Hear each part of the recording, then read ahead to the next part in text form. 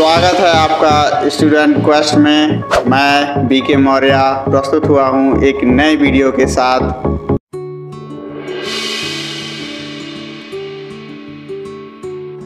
नमस्कार साथियों, आज हम अंतर्राष्ट्रीय राजनीति के उदारवादी उपागम की चर्चा करेंगे। उदारवादी उपागम की चर्चा करने से पहले हम ये जान लें उदारवाद क्या है। उदारवाद का मूलभूत सिद्धांत है स्वतंत्रता। इसीलिए उदारवादी जो विचारक हैं वो सीमित शासन का समर्थन करते हैं, लोकतंत्र का समर्थन करते हैं और बाजारवादी व्यवस्था का समर्थन करते हैं। उनका मानना है कि सहयोग में शांतिपूर्ण संबंधों के द्वारा ही सारे काम किया जा सकता है और सारे अंदरूनी और बाह्य जो भी संघर्ष हैं उनका समाधान किया जा सकता है। और इसी विचारधारा को मानने वाले जो प्रथम विचारक हैं जॉन लॉक, वो 17वीं सदी में हुए। इसीलिए उदारवाद का उद्गम भी 17वीं सदी में माना जाता है।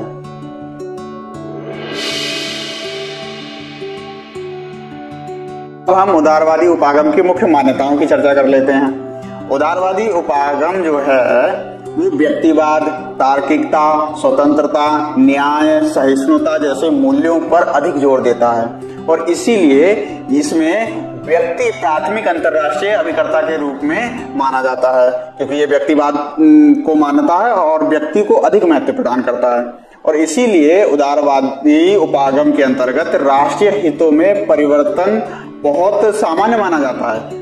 उदारवादियों का मानना है कि व्यक्ति के जो मूल्य हैं वो परिवर्तित होते हैं और व्यक्ति के मूल्य जब परिवर्तित होते हैं तो राष्ट्र के जो हित हैं वो अपने आप परिवर्तित हो जाएंगे, क्योंकि सारी विचारधाराओं का जो मूल है उदारवाद की वो व्यक्ति है।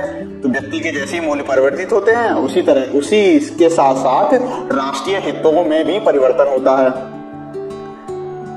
आगे व्यक्तिवादी का कहना है कि व्यक्ति व राज्य के हितों पर आंतरिक व अंतर्राष्ट्रीय परिस्थितियों का भी प्रभाव पड़ता है। आंतरिक परिस्थितियों का मतलब है कि उस देश के या उस राज्य के अंदरूनी जो मामले हैं जिनको व्यक्ति डील करता है और बाह्य मामले अंतर्राष्ट्रीय स्तर पर जो मामले हैं जिनको व्यक्ति डील करता है उनका प्रभाव पड़ता है।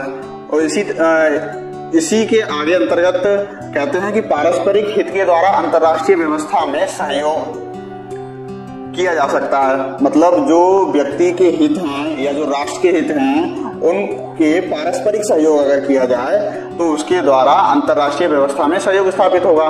कि जब पारस्परिक हित हो जाएगा तो दोनों के हित समान हो जाएंगे, मध्यम मार्ग पे आ जाएंगे और उनके माध्यम से एक सहयोग स्थापित हो जाएगा सभी में। वो सहयोग कैसे स्थापित किया जा सकता है? उदार लोकतंत्र के द्वारा, पारस्परिक निर्भरता के द्वारा। जैसे किसी को किसी वस्तु की आवश्यकता है, उसका उत्पादन दूसरा देश करता है तो वो वहां से आयात कर लेगा और जिसका उत्पादन दूसरा देश अधिक करता है वो उसको निर्यात कर देगा। तो दोनों में पारस्परिक संबंध स्थापित हो जाएंगे और साथ ही साथ अंतर्राष्ट्रीय सामाजिक संबंध भी स्थापित हो जाएंगे और अंतर्राष्ट्रीय संस्थाओं का विकास हो जाएगा। तो अंतर्राष्ट्रीय संस्थाएं जैसे वर्ल्ड बैंक है, यूएन है और WTO है, इस तरह की जो संस्थाएं हैं इनके माध्यम से एक पारस्परिक सहयोग की व्यवस्था स्थापित होगी। तो इस तरह से उदारवाद की ये कुछ मूल मान्यताएं हैं जिसमें अब दोबारा रिपीट कर लेते हैं। व्यक्ति को महत्व देता है और अंतर्राष्ट्रीय सहयोग की बात करता है और तार्किकता की बात करता है, स्वतंत्रता की बात करता है, न्याय की बात करता है और राष्ट्रीय हितों में व्यक्ति के हितों या व्यक्तिगत मूल्यों के परिवर्तन के साथ परिवर्तन की बात करता है।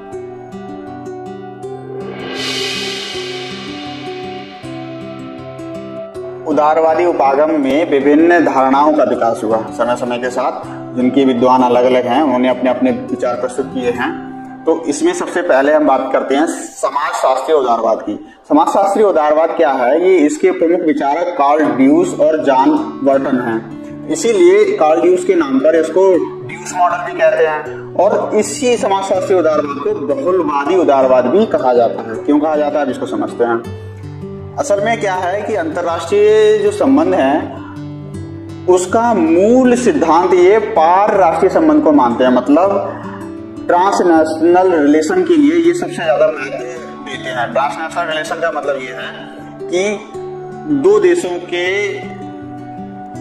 जो औपचारिक संबंध होते हैं, राज्यों के बीच जो संबंध होते हैं, उनके सिवा लोगों के बीच जो संबंध है, ये जो समूह हैं जो जिनका सरकार से कोई लेना देना नहीं है, ऐसे संगठन है जिनका आपस में संबंध है, वो जो है वो पारराष्ट्रीय संबंध के अंतर्गत आते हैं। मतलब जो औपचारिक संबंध से अलग हटकर जो और संबंध बनते हैं, चाहे लोगों के हों, चाहे समूह के हों, चाहे वो संगठन के हों, उनको हम पारराष्ट्रीय संबंध कहते हैं। तो समाजशास्त्रीय उदारवाद जो है वो पारराष्ट्रीय संबंध को सबसे अधिक महत्व प्रदान करता है, और राज्यों के जो पारस्परिक संबंध है, जो ट्रेडिशनल संबंध है, जो आधिकारिक संबंध है, उनको भी महत्व देता है, लेकिन ज्यादा महत्व पारराष्ट्रीय संबंध को देता है। इसमें कार्ल ड्यूस सबसे प्रमुख विचारक माने गए हैं, और इन्होंने कहा है कि इनका जो विचार था उसके तहत इन्होंने समुदायों के मध्य संचार के अध्ययन पर बल दिया। समुदायों के मध्य संचार के अध्ययन पर बल क्यों दिया? क्योंकि इनका मानना था कि जो समूह हैं, लोग हैं, संगठन है, उनमें जब संचार होगा, मतलब कम्युनिकेशन स्थापित होगा, तभी उनमें संबंध बनेंगे। तो इसीलिए ये कम्युनिकेशन पे अधिक बल देते हैं। राजनीतिक व्यवस्थाओं में उनकी संरचनाओं पे बल नहीं देते, उनकी संरचनाओं में जो संचार है, जो कम्युनिकेशन है, दोनों पक्षों का जो कम्युनिकेशन है उस पर बल देते हैं, उसके निर्माण के अध्ययन पर बल देते हैं, और उस संचार का विश्लेषण करते हैं कि परंपरागत जो राजनीति थी उसमें संस्थाओं के संरचना पे बल दिया जाता था, लेकिन इन्होंने संरचना पे बल ना देके संचार के विश्लेषण पे बल दिया। इसीलिए इनके जो विचार है उनको संचार सिद्धांत भी हम कहते हैं। और इसीलिए इनका मानना है कि संघर्षों का समाधान बिना बल प्रयोग के संभव है, संचार के माध्यम से, कम्युनिकेशन के माध्यम से। उसमें हमें बल प्रयोग करने की आवश्यकता नहीं है, बिल्कुल भी नहीं है। और इनका ये मानना क्यों है? क्योंकि इनके अनुसार पारराष्ट्रीय संबंधों के द्वारा एक क्षेत्रीय एकीकरण का विकास होगा, क्षेत्रीय एकीकरण का विकास होगा, जिससे देशों के बीच सुरक्षा समूह बन जाएंगे, ये सुरक्षा समुदाय बन जाएंगे। जैसे आज के समय में इसके कुछ एग्जाम्पल मिलते हैं, जैसे यूएसए है, वो आपस में कलेक्टिव रूप से अपनी सुरक्षा के ध्यान में रखते हुए एक यूनाइटेड स्टेट बना था, लेकिन उसका जो सुरक्षा समुदाय है वो समुच्चय सुरक्षा समुदाय है। इन्होंने सुरक्षा समुदाय को भी दो भागों में बांटा, समुच्चय सुरक्षा समुदाय और बहुलवादी सुरक्षा समुदाय। तो यूएसए का जो एग्जाम्पल है वो समुच्चय सुरक्षा समुदाय के अंतर्गत आता है, लेकिन वहीं दूसरी तरफ जो है यूरोपीय यूनियन है वो बहुलवादी सुरक्षा समुदाय के अंतर्गत आता है। क्योंकि उसमें अलग अलग सत्ताएं हैं जिन्होंने अपने बॉर्डर को ओपन कर रखा है और आवाजाही कर रखी है। उसमें सुरक्षा एक दूसरे के लिए है, लेकिन कोई यूनाइटेड सरकार नहीं है संयुक्त राज्य अमेरिका की तरह कि वहां पर एक यूनाइटेड सरकार है, वो सारे राज्यों को अपना देखती है और उसी का निर्णय मान्य होता है। लेकिन इसीलिए यूरोपीय यूनियन के लिए बहुलवादी सुरक्षा समुदाय कहा जाता है। वहीं दूसरे विचारक है जॉन बर्टन ने अपने विचारों में भी इन्होंने भी पारराष्ट्रीय संबंधों को अधिक महत्व दिया। इनकी पुस्तक है बर्ड सोसाइटी, 1972 में इन्होंने लिखी थी। इन्होंने विश्व को एक सोसाइटी के रूप में देखा और पारराष्ट्रीय संबंधों पर ही अधिक बल दिया।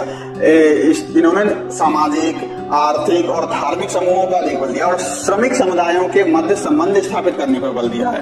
धार्मिक समुदायों के मध्य और आर्थिक समुदायों के मध्य और श्रमिक समुदायों के मध्य संबंध स्थापित करने पर अधिक बल दिया। सरकारों के मध्य संबंध स्थापित करने पर अधिक बल नहीं दिया, बल्कि सरकारों से अलग हटके जो समूह हैं, जो स्वायत्त समूह है, उनके बीच से संबंध स्थापित करने पर उन्होंने अधिक बल दिया है।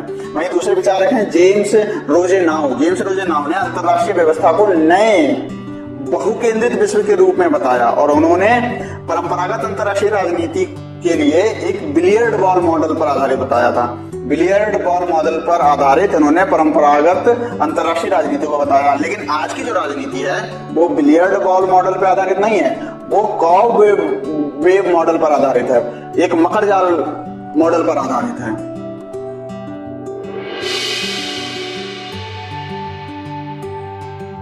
अगली विचारधारा गणतांत्रिक उदारवाद है। गणतांत्रिक उदारवाद की जो शुरुआत है वो कांट ने की थी 18वीं सदी में। उन्होंने अपनी बुक परपेचुअल पीस, चिरस्थायी शांति में कहा कि लोकतांत्रिक राज्यों के मध्य परस्पर युद्ध नहीं होते। क्यों नहीं होते? क्योंकि उदारवादी लोकतांत्रिक राजनीतिक संस्थाएं अन्य राजनीतिक संस्थाओं की तुलना में ज्यादा शांतिपूर्ण है। मतलब वो लोग शांति को अधिक महत्व देते हैं, क्योंकि लोकतंत्र होने के नाते लोगों के हाथ में सत्ता होती है, किसी एक व्यक्ति के हाथ में सत्ता नहीं होती है, और लोग अमूमन जो हैं वो शांति प्रिय होते हैं, वो युद्ध संघर्ष के पक्ष में नहीं होते। इसीलिए ये संस्थाएं जो हैं तुलनात्मक रूप से अन्य जो भी संस्थाएं हैं उनसे तुलनात्मक रूप से शांतिपूर्ण होती हैं और ये चिरस्थायी शांति की बात करते हैं। इसीलिए इनके सिद्धांत को भी चिरस्थायी शांति का सिद्धांत कहा जाता है। और ये शांति प्रिय संघ की इन्होंने स्थापना की थी कांट ने। कांट के विचारों को आगे बढ़ाते हुए एक विचारक आते हैं वर्तमान आधुनिक समय में, माइकल डोल ने कांट की मान्यता को आगे बढ़ाया और लोकतांत्रिक शांति का सिद्धांत व शांति के उदारवाद क्षेत्र की अवधारणा दी। और इन्होंने बताया था कि शांति किन कारणों से होगी। तो उन्होंने कुछ कारण गिनाए थे जिनकी हम चर्चा करेंगे। तो उन्होंने पहला कारण बताया था, संघर्षों का शांतिपूर्ण समाधान संभव है। वो कैसे संभव है? क्योंकि सरकार पर जनता का नियंत्रण है और जनता युद्ध का समर्थन नहीं करती। तो जहां भी लोकतंत्र की व्यवस्था होगी, जहां भी लोकतंत्र होगा, वहां संघर्ष को अधिक महत्व नहीं दिया जाएगा, वहां शांति का ही समर्थन किया जाएगा। और दूसरा कारण इन्होंने बताया कि साझे नैतिक मूल्य। साझे नैतिक मूल्यों का मतलब है कि शांतिवादी संघ की स्थापना होगी। साझे नैतिक मूल्य में कौन कौन से आते हैं? जैसे स्वतंत्रता है, सहयोग है, बल का प्रयोग नहीं करना है, ये साझे नैतिक मूल्य होते हैं लोकतांत्रिक देशों में। तो जहां लोकतांत्रिक व्यवस्था होगी वहां साझे नैतिक मूल्य होंगे, तो वो आपस में संघर्ष वैसे नहीं करेंगे। और तीसरा उन्होंने बताया कि राज्यों के बीच आर्थिक सहयोग व अंतर्निर्भरता के द्वारा शांति में वृद्धि हो सकती है। जैसे कि आज हम देखें कि अमेरिका, भारत और चीन का जो संबंध है, उनमें अमेरिका और चीन के बीच भले ही बहुत ज्यादा तनातनी हो जाए, लेकिन आर्थिक सहयोग, आर्थिक रूप से जो उनके बीच में जो व्यापार होता है वो बराबर रहता है। तो आर्थिक जो सहयोग, अंतर्निर्भरता है, अमेरिका की चीन के ऊपर, चीन की अमेरिका के ऊपर, या भारत की चीन के साथ, या चीन की भारत के साथ, जो आर्थिक अंतर्निर्भरता है वो जो है शांति को बनाए रखने में बहुत अहम भूमिका निभाती है। तो इसी को ये नोटिस करते हैं। उन्होंने 3 कारण बताए। पहला कि शांतिपूर्ण समाधान हो जाए, और साझे नैतिक मूल्य हैं, और तीसरा है आर्थिक सहयोग के माध्यम से अंतर्निर्भरता जो हो जाती है। इस तरह से गणतांत्रिक उदारवादी उपागम के अंतर्गत ये सारी चीजें आती हैं। और हम इसमें आगे देखते हैं कि आर्थिक विकास और विदेशी व्यापार सैन्य व भौगोलिक विस्तार की तुलना में ज्यादा महत्वपूर्ण हो गए हैं। द्वितीय विश्व युद्ध के बाद से ये ट्रेंड बहुत चला है आगे कि आर्थिक विकास को अधिक महत्व दिया जाता है और विदेशी व्यापार को अधिक महत्व दिया जाता है। सैन्य शक्ति और भौगोलिक विस्तार को महत्व नहीं दिया जा रहा है। सैन्य शक्ति एक हद तक जरूरी है, लेकिन उस सीमा तक नहीं दिया जा रहा है। जैसे भारत पाकिस्तान का या भारत चीन का संबंध देखें, तो भौगोलिक विस्तार का इतना महत्व नहीं जितना व्यापार का है।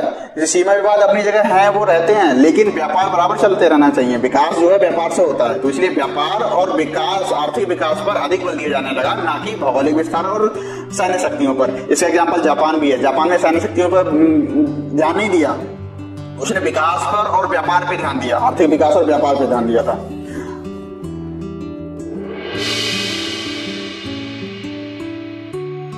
कर लेते हैं संस्थागत उदारवाद की। संस्थागत उदारवाद में क्या होता है कि संस्थाओं के निर्माण से राष्ट्रों के मध्य सहयोग में वृद्धि पर बल दिया जाता है। मतलब संस्थाओं पर ही सर्वे सर्वा माना जाता है। अब वो क्यों माना जाता है? और परंपरावादी आप विचार में देखें तो अंतर्राष्ट्रीय संस्थाओं की स्थापना मात्र से विश्व में शांति स्थापित हो जाएगी, उनका ये मानना था। लेकिन ऐसा तो है नहीं।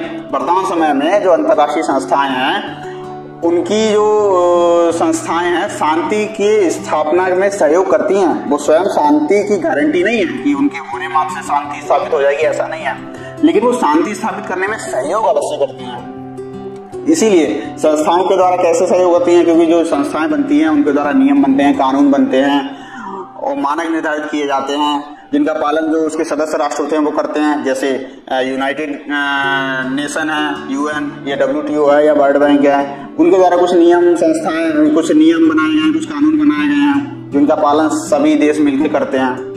तो ये संस्थाएं जो हैं, उनके होने से शांति हो जाएगी ऐसा नहीं है, लेकिन ये शांति में सहयोग अवश्य करती हैं। सहयोग कैसे करती हैं? कि संस्थाओं के द्वारा क्या होता है, सूचनाओं का आदान प्रदान होता है। जो दो राष्ट्र हैं उनके बीच अविश्वास की कमी होती है, उसको वो अविश्वास में जो कमी है उसको करने का काम करते हैं। मतलब कोई देश दूसरे देश पे विश्वास ही नहीं कर पा रहा है, तो वो संस्थाएं उसमें इंटरवीन करती हैं और उन दोनों देशों के बीच में विश्वास की बहाली करती हैं। और जो दो राष्ट्रों के बीच आपस में जो भय रहता है, उस भय को भी कम करते हैं और राज्यों के बीच समझौता करने के लिए एक मंच के रूप में स्थापित होते हैं। इस तरह से ये संस्थाएं हैं, संस्थात्मक उदारवाद है, वो अंतर्राष्ट्रीय स्तर पर जो संस्थाएं हैं उनकी स्थापना पर अधिक बल देता है।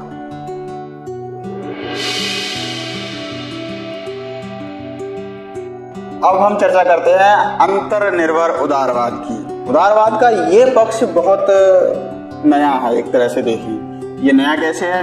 क्योंकि 1990 से 1980 के दशक में यूरोप में एक तीव्र गति से विकास हुआ था। उस विकास के लिए एक दो विचारक थे जिन्होंने परिभाषित किया। एक है रॉबर्ट कोहेन और दूसरे जोसेफ नाई, जिनको हम कोहेन एंड नाई के नाम से भी जानते हैं। इन्होंने 1970 के दशक में इसका नामकरण किया था जटिल अंतर्निर्भरता के रूप में। ये जो जटिल अंतर्निर्भरता है ये कैसे काम करती है? तो ये काम करती है आर्थिक गतिविधियों के विस्तार से राज्यों के मध्य जो निर्भरता में वृद्धि होती है उसी को जटिल अंतर्निर्भरता कहते हैं। अच्छा, जटिल अंतर्निर्भरता के बारे में जानने से पहले हम दो चीजें हैं उनको हम समझ लेते हैं कि रॉबर्ट कोहेन और जोसेफ नाई ने राजनीति को दो भागों में बांटा। एक को उन्होंने नाम दिया उच्च राजनीतिक गतिविधियां और दूसरे को नाम दिया निम्न राजनीतिक गतिविधियां। उच्च राजनीतिक गतिविधियों के अंतर्गत इन्होंने राजनीति एवं सैनिक गतिविधियों को शामिल किया। दूसरे शब्दों में कहें रक्षा एवं अस्तित्व से संबंधित जो गतिविधियां हैं उनको उन्होंने उच्च गतिविधियां माना। और निम्न गतिविधियों के अंतर्गत उन्होंने माना कि विकास से संबंधित, निवेश से संबंधित, आर्थिक व्यापार से संबंधित, मतलब सीधे दूसरे शब्दों में कहें तो आर्थिक गतिविधियां जितनी भी हैं उन्होंने इनको निम्न गतिविधियां माना। और ये जो जटिल अंतर्निर्भरता वाला जो विचार उन्होंने दिया था इसमें बेसिकली निम्न राजनीतिक गतिविधियों मतलब आर्थिक गतिविधियां ही अपना मुख्य भूमिका निभाती हैं। तो इन्होंने जटिल अंतर्निर्भरता की कुछ विशेषताएं भी बताई थी, उन विशेषताओं को हम समझ लेते हैं। जैसे राज्यों के मध्य संबंध केवल नेता व सरकार के नहीं होते हैं बल्कि गैर राज्यकर्ता के भी होते हैं। गैर राज्यकर्ता में क्या क्या चीजें शामिल होती हैं? सरकार से अलग हटके जितने भी प्रकार की संबंध हैं, चाहे वो लोगों के आपस में हो, चाहे वो संस्थाओं के हों, चाहे वो कंपनियों के हों। जैसे कि हम देख लें कि अमेरिका और चीन के बीच में जो भी अपने आपसी संबंध है, लेकिन जो अमेरिका की कंपनियां हैं उनके इंटरेस्ट चीन में अलग तरह से हैं, तो जो उनके संबंध है वो गैर राज्यकर्ता के रूप में आते हैं, क्योंकि गैर राज्यकर्ता के ऊपर राज्य का कोई नियंत्रण नहीं होता। दूसरा इसकी विशेषता है कि व्यक्तियों और समुदायों के पार राष्ट्रीय संबंध के विकास के कारण जटिल अंतर्निर्भरता का निर्माण होता है। मतलब जो पार राष्ट्रीय संबंध हैं, ट्रांसनेशनल रिलेशन जो हैं, उनका विकास हो जाता है क्योंकि व्यक्ति और समुदाय आपस में इंटरेक्ट करते हैं, चाहे वो धर्म के आधार पर हो, चाहे वो इकोनॉमिक स्टेटस के आधार पर हो, चाहे वो कंपनियों के आधार पर हो, किसी भी आधार पर हो। वो जब लोग और समुदाय आपस में इंटरेक्शन करते हैं उसके द्वारा पार राष्ट्रीय संबंध बन जाते हैं। और इन्होंने बताया कि सैन्य शक्ति का प्रयोग नहीं है, क्योंकि जब पार राष्ट्रीय संबंध बनते हैं, अंतर्निर्भरता होती है, वहां सैन्य शक्ति का महत्व कम हो जाता है और आर्थिक गतिविधियां का महत्व बढ़ जाता है। जैसे जैसे आर्थिक शक्ति का महत्व बढ़ेगा वैसे वैसे सैन्य शक्ति का महत्व कम होता चला जाएगा। और उन्होंने कहा अंतर्राष्ट्रीय संबंध में घरेलू राजनीति की तरह ही होती है। अगला इसकी जटिल अंतर्निर्भरता स्थापित हो जाने से जैसे अंतर्राष्ट्रीय संबंधों पे कुछ होता है, जैसे तेल की कीमतें बढ़ जाती हैं तो भारत में सबको बेचैनी हो जाती है। अंतर्राष्ट्रीय स्तर पे तेल की कीमतें बढ़ी तो भारत में भी तेल की कीमतें बढ़ जाती हैं। तो अंतर्राष्ट्रीय स्तर पे जो गतिविधियां होती है, जैसे अभी यूक्रेन और रशिया संघर्ष चल रहा है, तो उसकी वजह से भारत पे बड़ा इफेक्ट पड़ रहा है। इजराइल और हमास का या फिलिस्तीन का जो संघर्ष चल रहा है उससे भारत पे सीधा संबंध पड़ रहा है। तो अंतर्राष्ट्रीय स्तर पर जो घटनाएं होती हैं उनका घरेलू राजनीति की तरह इम्पैक्ट आने लगता है। और अंतिम जो है राष्ट्रीय सुरक्षा के स्थान पर लोगों का कल्याण ज्यादा महत्वपूर्ण हो जाता है। जटिल अंतर्निर्भरता हो जाती है तो वहां पर जो राष्ट्रीय सुरक्षा का जो कंसेप्ट है वो थोड़ा लूज होता जाता है, राज्य का अस्तित्व धीरे धीरे कम होता जाता है और एक कल्याणकारी कल्याणकारी ज्यादा हो जाता है राज्य। और राज्यों के बीच मित्रता एवं सहयोगपूर्ण संबंध का विकास हो जाता है, क्योंकि जैसे जैसे राष्ट्रीय सुरक्षा का के स्थान पर लोगों के ऊपर ज्यादा महत्व दिया जाएगा और लोगों के कल्याण की ज्यादा बात की जाएगी, तो वहां पर उसके बीच में क्या होगा कि राष्ट्रों के बीच मित्रता और सहयोगपूर्ण संबंध अपने आप विकसित हो जाएंगे। तो आज के लिए इतना ही। वीडियो देखने के लिए धन्यवाद। आप सभी लोग हमारे चैनल को लाइक करें, शेयर करें, सब्सक्राइब करें और हमारी वेबसाइट भी है gsmantra.in, उसको भी एक बार विजिट करें।